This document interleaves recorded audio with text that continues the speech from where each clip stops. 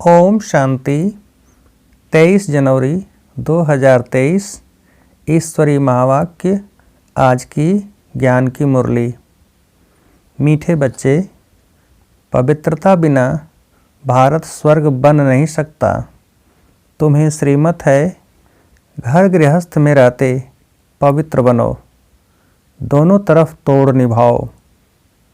प्रश्न: दूसरे सत्संगों व आश्रमों से यहाँ की कौन सी रस्म बिल्कुल न्यारी है? उत्तर: उन आश्रमों में मनुष्य जाकर रहते हैं, समझते हैं संग अच्छा है, घर आदि का हंगामा नहीं है, एम ऑब्जेक्ट कुछ नहीं। परंतु यहाँ तो तुम मरजीवा बनते हो, तुम्हें घर बार नहीं छुड़ाया जाता। घर में रह तुम्हें ज्ञान अमृत पीना है, रूहानी सेवा करनी है। यह रस्म उन सत्संगों में नहीं है। ओम शांति। बाप बैठ बच्चों को समझाते हैं, क्योंकि बच्चे जानते हैं कि यहाँ बाप ही समझाते हैं, इसलिए घड़ी घड़ी शिव भगवान वाच कहना भी अच्छा नहीं लगता। वह गीता सुनाने वाले कहेंगे कृष्ण भगवान वाच, वह तो होकर गए हैं। कहते हैं श्री कृष्ण ने गीता सुनाई थी, राजयोग सिखाया था। यहाँ तो तुम बच्चे समझते हो शिव बाबा हमको राजयोग सिखला रहे हैं, और कोई सत्संग नहीं जहाँ राजयोग सिखाते हों। बाप कहते हैं मैं तुमको राजाओं का राजा बनाता हूँ। वह तो सिर्फ कहेंगे कृष्ण भगवान वाच मनमना भव। कब कहा था? तो कहते हैं 5000 वर्ष पहले, व कोई कहते क्राइस्ट से 3000 वर्ष पहले। 2000 वर्ष नहीं कहते, क्योंकि 1000 वर्ष जो बीच में है उसमें इस्लामी बौद्धि आए, तो क्राइस्ट से 3000 वर्ष पहले सतयुग सिद्ध हो जाता है। हम कहते आज से 5000 वर्ष पहले गीता सुनाने वाला भगवान आया था और आकर देवी देवता धर्म स्थापन किया था। अब 5000 वर्ष बाद फिर से उनको आना पड़े। यह है 5000 वर्ष का चक्र। बच्चे जानते हैं कि यह बाप इस द्वारा समझा रहे हैं। दुनिया में तो अनेक प्रकार के सत्संग हैं जहाँ मनुष्य जाते हैं, कोई आश्रमों में जाकर रहते भी हैं, तो उसको ऐसे नहीं कहेंगे कि माता पिता पास जाए जन्म लिया, वह उनसे कोई वर्षा मिलता है, नहीं। सिर्फ वह संग अच्छा समझते हैं, वहाँ घर आदि का कोई भी हंगामा नहीं होता। बाकी एम ऑब्जेक्ट तो कुछ भी नहीं है। यहाँ तो तुम कहते हो हम माता पिता के पास आए हैं, यह है तुम्हारा मर्जीवा जन्म। वह लोग बच्चे को एडाप्ट करते हैं तो वह जाकर उनका घर बसाता है। यहाँ वह रस्म नहीं है कि पियर घर ससुर घर को छोड़ यहाँ आकर बैठे, यह हो नहीं सकता। यहाँ तो गृहस्थ में रहते कमल फूल समान रहना है। कुमारी है व कोई भी है, उनको कहा जाता है घर में रह रोज ज्ञान अमृत पीने आओ, नॉलेज समझकर फिर औरों को समझाओ, दोनों तरफ तोड़ निभाओ। गृहस्थ व्यवहार में भी रहना है, अंत तक दोनों तरफ निभाना है। अंत में यहाँ रहें या वहाँ रहें, मौत तो सभी को आना है। कहते हैं राम गयो रावण गयो, तो ऐसे नहीं कि सभी को यहाँ आकर रहना है। यह तो निकलते तब हैं जब विष के लिए उन्हों को सताया जाता है। कन्याओं को भी रहना घर में है, मित्र संबंधियों की सर्विस करनी है। सोशल वर्कर तो बहुत हैं। गवर्नमेंट इतने सबको तो अपने पास रख नहीं सकती, वह अपने गृहस्थ व्यवहार में रहते हैं, फिर कोई न कोई सेवा भी करते हैं। यहाँ तुमको रूहानी सेवा करनी है, गृहस्थ व्यवहार में रहना भी है। हाँ, जब विकार के लिए बहुत तंग करते हैं तो आकर ईश्वरीय शरण लेते हैं। यहाँ विष के कारण बच्चियाँ मार बहुत खाती हैं, और कहाँ भी यह बात नहीं है। यहाँ तो पवित्र रहना पड़ता है। गवर्नमेंट भी पवित्रता चाहती है, परंतु गृहस्थ व्यवहार में रहते पवित्र बनाने की ताकत ईश्वर में ही रहती है। समय ऐसा है जो गवर्नमेंट भी चाहती है कि बच्चे जास्ती पैदा न हों, क्योंकि गरीबी बहुत है। तो चाहते हैं भारत में पवित्रता हो, बच्चे कम हों। बाप कहते हैं बच्चे पवित्र बनो तो पवित्र दुनिया के मालिक बनेंगे। यह बात उन्हों की बुद्धि में नहीं है। भारत पवित्र था, अभी अपवित्र है। सभी आत्माएं खुद भी चाहती हैं कि पवित्र बने। यहाँ दुख बहुत है। तुम बच्चे जानते हो कि पवित्रता बगैर भारत स्वर्ग हो नहीं सकता। नरक में ही है ही दुख। अब नरक तो और कोई चीज़ नहीं। जैसे गरुड़ पुराण में दिखाते हैं, वैतरणी नदी है जिसमें मनुष्य गोते खाते हैं। ऐसी तो कोई नदी है नहीं जहाँ सजाएं खाते हो। सजाएं तो गर्भ जेल में मिलती है। सतयुग में तो गर्भ जेल होता नहीं जहाँ सजाएं मिले, गर्भ महल होता है। इस समय सारी दुनिया जीती जागती नरक है, जहाँ मनुष्य दुखी रोगी हैं, एक दो को दुख देते रहते हैं। स्वर्ग में यह कुछ होता नहीं। अब बाप समझाते हैं, मैं तुम्हारा बेहद का बाप हूँ, मैं रचयिता हूँ, तो जरूर स्वर्ग नई दुनिया रचूँगा। स्वर्ग के लिए आदि सनातन देवी देवता धर्म रचूँगा। कहते हैं तो माता पिता कल्प कल्प यह राजयोग सिखाया था। ब्रह्मा द्वारा बैठ सभी वेद शास्त्रों के आदि मध्य अंत का राज समझाते हैं। बिल्कुल अनपढ़ को बैठ पढ़ाते हैं। तुम कहते थे ना, हे भगवान आओ, पतित तो वहाँ जा न सकें, तो पावन बनाने के लिए उनको जरूर यहाँ आना पड़े। तुम बच्चों को याद दिलाते हैं कि कल पहले भी तुमको राजयोग सिखाया था। पूछा जाता है कि आगे कभी यह नॉलेज ली है, तो कहते हैं हाँ, 5000 वर्ष पहले हमने यह ज्ञान लिया था। यह बातें हैं नई। नया युग नया धर्म फिर से स्थापन होता है। सिवाय ईश्वर के यह दैवी धर्म कोई स्थापन कर नहीं सकता। ब्रह्मा विष्णु शंकर भी नहीं कर सकते, क्योंकि वह देवताएं स्वयं रचना हैं। स्वर्ग का रचयिता माता पिता चाहिए। तुमको सुख घनेरे भी यहाँ चाहिए। बाप कहते हैं मैं रचता हूँ। तुमको भी ब्रह्मा मुख द्वारा मैंने रचा है। मैं मनुष्य सृष्टि का बीज रूप हूँ। भल कोई कितना भी बड़ा साधु संत आदि हो, परंतु किसके भी मुख से ऐसे नहीं निकलेगा। यह हैं गीता के अक्षर। परंतु जिसने कहा है वही कह सकता है, दूसरा कोई कह न सके। सिर्फ फर्क यह है कि निराकार के बदले श्री कृष्ण को भगवान कह देते हैं। बाप कहते हैं मैं मनुष्य सृष्टि का बीज रूप परम धाम में रहने वाला निराकार परमात्मा हूँ। तुम भी समझ सकते हो, साकार मनुष्य तो अपने को बीज रूप कह न सके। ब्रह्मा विष्णु शंकर भी नहीं कह सकते। यह तो जानते हैं कि सबको रचने वाला शिव बाबा है।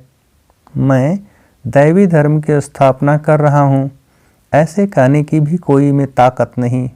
भल अपने को श्री कृष्ण कहलाएं, ब्रह्मा कहलाएं, शंकर कहलाएं, बहुत अपने को अवतार भी कहलाते हैं, परंतु है सब झूठ। यहाँ आकर जब सुनेंगे तो समझेंगे बरोबर बाप तो एक है, अवतार भी एक है। वह कहते हैं मैं तुमको साथ ले जाऊंगा। ऐसे कहने की भी कोई में ताकत नहीं। 5000 वर्ष पहले भी गीता के भगवान शिव बाबा ने कहा था, जिसने ही आदि सनातन धर्म की स्थापना की थी वही अब कर रहे हैं। गाया हुआ भी है, मच्छरों सदृश आत्माएं गई तो बाप गाइड बन सभी को आए लिबरेट करते हैं। अब कलयुग का अंत है, उसके बाद सतयुग आना है, तो जरूर आकर पवित्र बनाए पवित्र दुनिया में ले जाएगा। गीता में कुछ न कुछ अक्षर है। समझते हैं इस धर्म के लिए शास्त्र तो चाहिए ना, तो गीता बनाया है। सर्वशास्त्रमयी शिरोमणि नंबर 1 माता, परंतु नाम बदल दिया है। बाप जो इस समय एक्ट करते हैं वह थोड़े ही द्वापर में लिखेंगे। गीता फिर भी वही निकलेगी। ड्रामा में यही गीता नूंधी हुई है। जैसे बाप फिर से मनुष्य को देवता बनाते हैं, वैसे शास्त्र भी बाद में कोई फिर से बैठ लिखेंगे। सतयुग में कोई शास्त्र नहीं होगा। बाप सारे चक्र का राज बैठ समझाते हैं। तुम समझते हो हमने यह 84 जन्मों का चक्र पूरा किया। आदि सनातन देवी देवता धर्म वाले भी मैक्सिमम 84 जन्म लेते हैं। बाकी मनुष्यों की तो बाद में वृद्धि होती है, वह थोड़े ही इतने जन्म लेंगे। बाप इस ब्रह्मा मुख से बैठ समझाते हैं। यह जो दादा है जिसका हमने तन लोन लिया है, वह भी अपने जन्मों को नहीं जानते थे। यह है व्यक्त प्रजापिता ब्रह्मा, वह है अव्यक्त, हैं दोनों एक। तुम भी इस ज्ञान से सूक्ष्म तनवासी फरिश्ते बन रहे हो। सूक्ष्म तनवासियों को फरिश्ता कहते हैं क्योंकि हड्डी मांस नहीं है। ब्रह्मा विष्णु शंकर को भी हड्डी मांस नहीं है। फिर उन्हों के चित्र कैसे बनाते हैं? शिव का भी चित्र बनाते हैं, वैसे शंकर का तो बना न सके उन्होंने, क्योंकि उनका हड्डी मांस का शरीर तो है नहीं। हम तो समझाने के लिए ऐसे स्थूल बनाते हैं, परंतु तुम भी देखते हो कि वह सूक्ष्म है।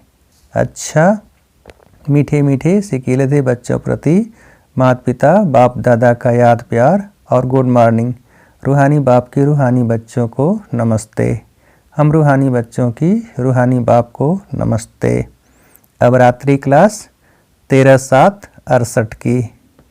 मनुष्य दो चीज़ को जरूर चाहते हैं, एक है शांति, दूसरा सुख। विश्व में शांति व अपने लिए शांति, विश्व पर सुख व अपने लिए सुख की चाह रहती है मनुष्यों को। तो पूछना होता है कि अभी अशांति है तो जरूर शांति कब हुई होगी, परंतु वह कब कैसे होती है, अशांति क्यों हुई, यह कोई को पता ही नहीं है, क्योंकि घोर अंधियारे में है। तुम शांति और सुख के लिए सबको बहुत अच्छा रास्ता बताते हो, तो सुनकर उन्हें खुशी होती है, लेकिन जब सुनते हैं पावन भी बनना है तो ठंडे पड़ जाते हैं। यह विकार है सभी का दुश्मन और फिर सभी का प्यारा है। इसको छोड़ने में हृदय विदीर्ण होता है। नाम भी है विष, फिर भी छोड़ते नहीं हैं। तुम कितना माथा मारते हो, फिर भी हार खा लेते हैं। सारी पवित्रता की ही बात है, इनमें बहुत फेल होते हैं। कोई कन्या को देखा तो आकर्षण होती है, क्रोध व लोभ व मोह की आकर्षण नहीं होती। काम महाशत्रु है, इन पर जीत पाना महावीर का काम है। देह अभिमान के बाद पहले काम ही आता है, इन पर जीत पानी है। जो पवित्र हैं उनके आगे अपवित्र कामी मनुष्य नमन करते हैं, कहते हैं हम विकारी आप निर्विकारी। ऐसे नहीं कहते हम क्रोधी लोभी, सारी बात विकार की है। शादी करते ही हैं विकार के लिए, यह फुरना रहता है माँ बाप को। बड़े हों तो पैसा भी देंगे, विकार में भी जाएंगे। विकार में न जाए तो झगड़ा मच जाए। तुम बच्चों को समझाना होता है यह देवताएं संपूर्ण निर्विकारी थे। तुम्हारे पास एम ऑब्जेक्ट सामने है। नर से नारायण राजाओं का भी राजा बनना है, चित्र सामने है। इसको सत्संग नहीं कहा जाता, यह पाठशाला है। सच्चा सत्संग सच्चे बाप के साथ तब हो जब सम्मुख राजयोग सिखावे। सत का संग चाहिए, वही गीता का ज्ञान देते हैं, अर्थात राजयोग सिखलाते हैं। बाप कोई गीता सुनाते नहीं, मनुष्य समझते हैं नाम है गीता पाठशाला तो जाकर गीता सुने, इतनी कशिश होती है। यह सच्ची गीता पाठशाला है जहाँ 1 सेकंड में सद्गति, हेल्थ, वेल्थ और हैप्पीनेस मिलती है। तो पूछे सच्ची गीता पाठशाला क्यों लिखते हो? सिर्फ गीता पाठशाला लिखना कॉमन हो जाता है। सच्ची अक्षर पढ़ने से खैंच हो सकती है, शायद झूठी भी है, तो सच्ची अक्षर जरूर लिखना पड़े। पावन दुनिया सतयुग को, पतित दुनिया कलयुग को कहा जाता है। सतयुग में यह पावन थे, कैसे बने सो सिखलाते हैं। बाप ब्रह्मा द्वारा पढ़ाते हैं, नहीं तो पढ़ाएंगे कैसे? यह यात्रा समझेंगे वही जिन्होंने कल्प पहले समझा है। भक्ति मार्ग के दुबन में फंसे हुए हैं, भक्ति का भवका बहुत है। यह तो कुछ भी नहीं है, सिर्फ स्मृति में रखो, अभी वापस जाना है, पवित्र बनकर जाना है, इसके लिए याद में रहना है। बाप जो स्वर्ग का मालिक बनाते हैं उनको याद नहीं कर सकते। मुख्य बात यह है, सभी कहते हैं इसमें ही मेहनत है। बच्चे भाषण तो अच्छा करते हैं, परंतु योग में रहकर समझाएं तो असर भी अच्छा होगा। याद में तुमको ताकत मिलती है। सतो प्रधान बनने से सतो प्रधान विश्व के मालिक बनेंगे। याद को निष्ठा कहेंगे क्या? हम आधा घंटा निष्ठा में बैठें, यह रांग है। बाप सिर्फ कहते हैं याद में रहो, सामने बैठ सिखलाने की दरकार नहीं। बेहद बाप को बहुत लव से याद करना है, क्योंकि बहुत खजाना देते हैं। याद से खुशी का पारा चढ़ना चाहिए, अतीन्द्रिय सुख फील होगा। बाप कहते हैं तुम्हारी यह लाइफ बहुत वैल्यूबल है, इनको तंदुरुस्त रखना है। जितना जिएंगे उतना खजाना लेंगे। खजाना पूरा तब मिलेगा जबकि हम सतो प्रधान बन जाएंगे। मुरली में भी बल होगा। तलवार में जौहर होता है ना, तुम्हारे में भी याद का जौहर पड़े तब तलवार तीखी हो। ज्ञान में इतना जौहर नहीं है, इसलिए किसको असर नहीं होता। फिर उनके कल्याण के लिए बाबा को आना है। जब तुम याद में जौहर भरेंगे तो फिर विद्वान आचार्य आदि को अच्छा तीर लगेगा। इसलिए बाबा कहते हैं चार्ट रखो। कई कहते हैं बाबा को याद बहुत करते हैं परंतु मुख नहीं खुलता। तुम याद में रहो तो विक्रम विनाश होंगे। अच्छा बच्चों को गुड नाइट। धारणा के लिए मुख्य सार। पहली पॉइंट, घर में रहते भी रूहानी सेवा करनी है, पवित्र बनना और बनाना है। दूसरी पॉइंट, इस जीते जागते नरक में रहते हुए भी बेहद के बाप से स्वर्ग का वर्षा लेना है, किसी को भी दुख नहीं देना है। वरदान, अपनी सर्व विशेषताओं को कार्य में लगाकर उनका विस्तार करने वाले सिद्धि स्वरूप भव। विस्तार, जितना जितना अपनी विशेषताओं को मनसा सेवा व वाणी और कर्म की सेवा में लगाएंगे तो वही विशेषता विस्तार को पाती जाएगी। सेवा में लगाना अर्थात एक बीज से अनेक फल प्रकट करना। इस श्रेष्ठ जीवन में जो जन्म सिद्ध अधिकार के रूप में विशेषताएं मिली है उनको सिर्फ बीज रूप में नहीं रखो, सेवा की धरनी में डालो तो फल स्वरूप अर्थात सिद्धि स्वरूप का अनुभव करेंगे। स्लोगन, विस्तार को न देख सार को देखो और स्वयं में समा लो, यही तीव्र पुरुषार्थ है। विस्तार को न देख सार को देखो और स्वयं में समा लो, यही तीव्र पुरुषार्थ है। अच्छा, ओम शांति।